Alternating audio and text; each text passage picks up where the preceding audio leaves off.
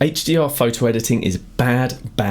At least that's the reputation it's got in the photographic community. But when it is done right, HDR photography still has a valid place in most photographers' toolkits. The good news is it's easier than it's ever been before to create realistic results in HDR. So in this video, what I'm going to do is get our bracketed set of photos, merge them together, and hopefully end up with a much more believable result at the end. As a landscape and architectural photographer, I use HDR blending on a regular basis, and I found the best software to do it with is Aurora HDR. But what's my criteria for the best software? One word: realism. Whatever software can give me the most realistic results, I'm in. So without further ado, let's boot up Aurora HDR. So I'm going to come to Open Image, select my 3 images, which are all TIFF files, click Open. Here we have a dark, a middle, and a bright exposure of a waterfall. And if I click on the settings cog down here, what I want to turn on is the ghost reduction. The reason for that is the software is going to correct any areas where we've got objects moving. And the reference image allows you to choose the frame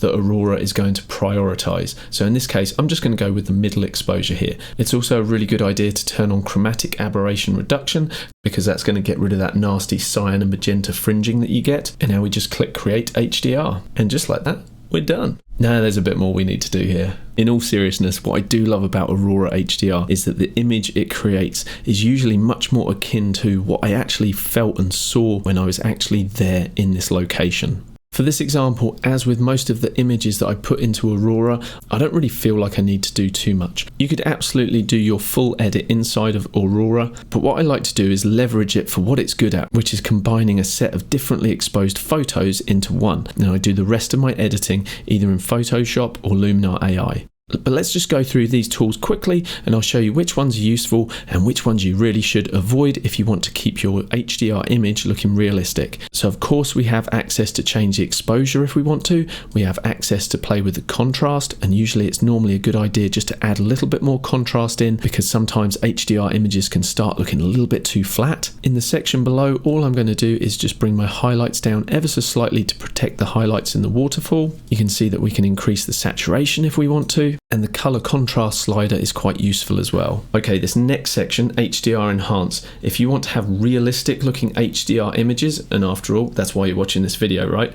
We need to leave this alone. Let's take a look at these tools, and you're going to see how quickly this image can fall into the very depths of HDR hell. HDR clarity, let's crank that up to the max.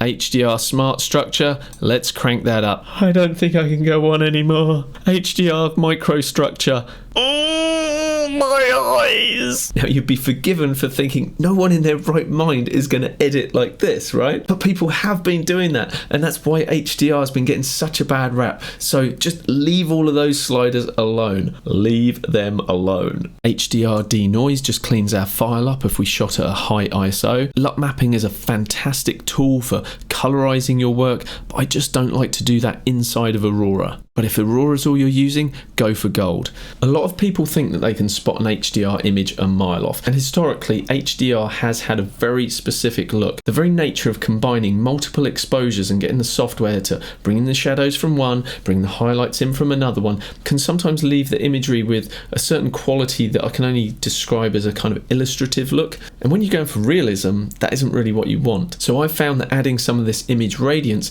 is a really good counterbalance to kind of get rid of that high structural look to the image. I'll show you. As I bring the image radiance slider up, you'll see that the image starts to soften and starts to almost blend into itself. So if I go all the way to 100, obviously this is far too much and you wouldn't want to do this. But for illustration purposes, we'll leave it at 100 so that you can see when I grab the smoothness slider, you'll see that that just softens everything off. So if I turn the eyeball tool off and then turn it on again, you'll see exactly what that tool's doing. And currently this is creating quite a fake look, and this is the opposite of what we're wanting to achieve here. But what if we only put a little bit of this in? So this is 0, none of the effect, and I'm just going to ease this in. Let's have a look. What about somewhere around a third of the effect? So we're at like 37% here. Let's turn that off.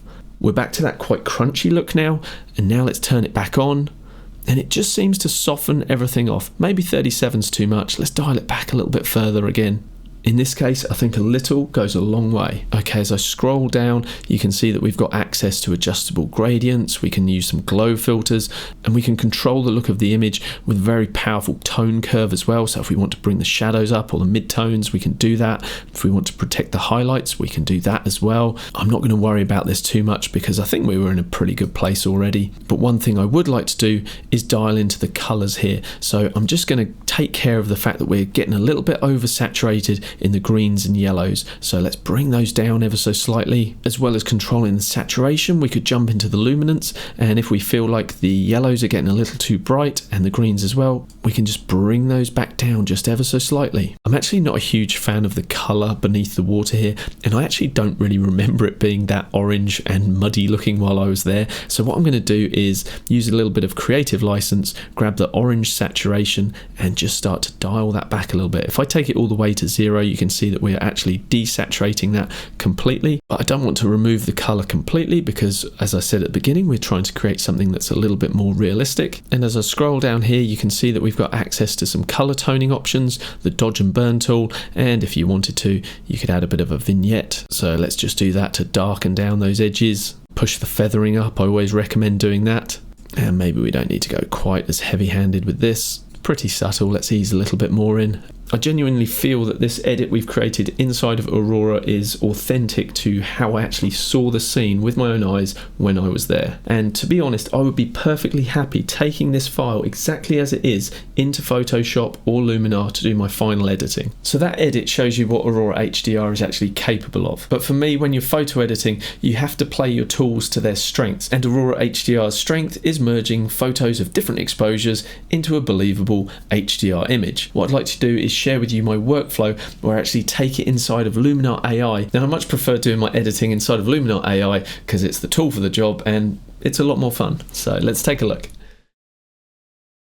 All those other changes that we made, I've just turned those off. In order to take this into Luminar, what we need to do is come to File, Export, and I'm going to save this as a TIFF in the Adobe RGB format. Now that's exported, I'm just going to close that down and open up Luminar AI. The first thing I'd recommend we do is open up Enhance AI and grab that Accent AI slider. Just have a look exactly what that's doing for us. And while 100% is rarely the way you'd want to go, it's worth at least giving it a shot, seeing what Luminar AI is doing for you, because you never know, you may be surprised by the results. But I'm just going to bring that back to around 32%. Let's go with that. I'm happy with my framing and I also don't need to erase anything. So the next thing I'll look at is the light section. And here we may want to adjust the color balance because I just feel like it's a little bit too warm, and I like a waterfall scene just to be a little bit cooler, a little bit more into that greeny blue range. I think I'll add a little bit of smart contrast. This next tool, Structure AI, I'm going to show it to you, but we're going to use it in just a slightly different way to what you'd normally expect. This tool was designed to add structure to your image, but if I push it to 100% in this image, I really don't like it. I just find it's making everything look a little bit too crunchy and a little bit too much like that fake HDR look that we were trying to avoid. But rather than adding structure, what if we take it in the negative direction? Let's take a look. Let's grab that amount slider again. This time, let me take the amount slider all the way to -100. And now you can see things have become softer and given more of a dreamlike quality. And just because of the very nature of a waterfall, almost having that peaceful, tranquil feel, I am actually going to dial just a little bit of negative structure. I feel that the brightness of the leaves is just a little bit too much, so we're going to come into the HSL slider, and just like we did in Aurora, we're going to grab the luminance of those colours and we're just going to darken them down a little bit. And again, I'll push this all the way to 100. I like to do that so you guys can actually see what the sliders do. And again, just like in Aurora, I'm going to get the saturation of the orange and I'm just going to reduce it ever so slightly. Just like we have image radiance inside of Aurora HDR, we have a very similar filter inside of Luminar, and that's the mystical filter, and I am a bit of a fan of this one. So let's grab the amount slider for this one and push that up, and straight away you can see that that shares a lot of similarities to that radiance slider in Aurora HDR. But let's bring the amount slider back down. Somewhere around 23 is pretty good. Now while we're in this creative section, I'm going to have a play around with a couple of other of these tools that I think might work quite nicely for this waterfall effect. And as those of you who follow my channel know, I really enjoy editing inside of Luminar AI. If you don't have that or Aurora yet, I have got links below and a discount code @Sky10. That'll save you guys some money, and it also helps me out with my channel. These videos aren't sponsored in any way, but I do get a small commission if you use those links. That just helps me out keep creating this free content for you guys. so it's much appreciated. Let's have a look at Atmosphere AI. If you don't know what these different looks do, what I suggest you do is grab the amount slider, push it all the way to 100, and then just click through. So you've got fog, you've got layered fog, and you can't really see the layered fog very well unless you increase the depth slider as well. So just push all of those sliders all the way up. You're not going to break anything. Go to mist, let's have a look what that looks like.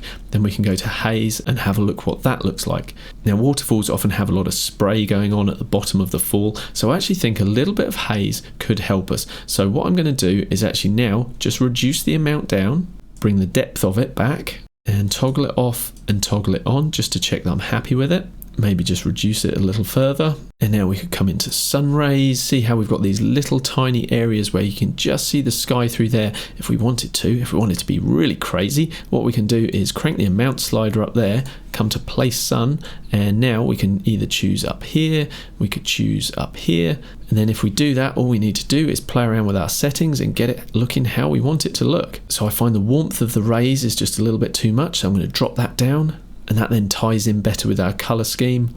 I'm going to add the glow amount. Maybe we'll increase the radius. And we want to open the ray settings slider. So here we've got the number of rays, and I find that if you have a lot of rays going on, it's just a little bit unbelievable. So what I like to do, well, it all looks unbelievable at the moment, but we're going to fix that. So I like to actually reduce the number of rays all the way down to 0, and then I'll play with the randomize slider to actually get the rays pointing where I want them. So now we've got this nice beam of light coming through here, and I actually quite like that. I like the direction of it because it's helping lead our eye from the top left where the waterfall is starting down to the bottom right here. You can see that we've got a nice diagonal through our photo that leads our viewer's eye. So let's see if we can use these rays. So I don't want the rays to be quite as prominent as that. So one thing we could do is just bring the amount slider down. And furthermore, what we can do is actually use one of Luminar's masks. So now what I'm going to do is select the paintbrush tool and just paint this effect in only where I want it. So I'm going to drop the opacity down. So with that set to 25, we're just going to be painting a quarter of this effect in. And now I can actually just paint that beam of light back in. And every subsequent stroke I make is just making that a little bit more prominent and a little bit more visible. And then if you still feel like it might just be a little bit too much, we can again grab that amount slider and just play with that until we feel like it's at a place that we feel happy with it. Because our scene's quite busy, I feel that our eye bounces around the frame quite a lot, and that's when a vignette is really good to actually darken the corners and just hold our viewer's attention in the center of the frame. But because we have a line coming from the top left down to the bottom right, I don't want to darken those areas as much.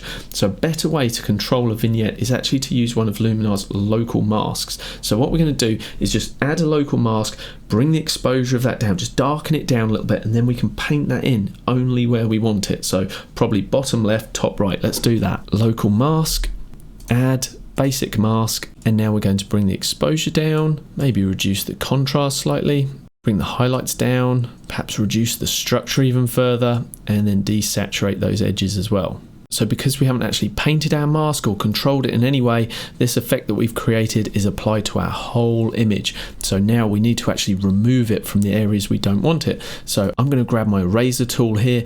I'm going to crank the opacity quite high, get my brush nice and big and fat, click and start painting across the areas where I don't want that effect. And I can go for a secondary pass just to make it stronger. And if we remove it from anywhere we didn't really mean to, like up here, I can just paint that back in. Let's come up to the eyeball tool and have a quick look at what we got from Aurora HDR, which was a really nice base image to work with. And then with our creative editing from Luminar AI, look at what we've done. This is our before, this is our after. So Aurora HDR gave us that nice realistic base to work from, and this is my more creative edit inside of Luminar AI.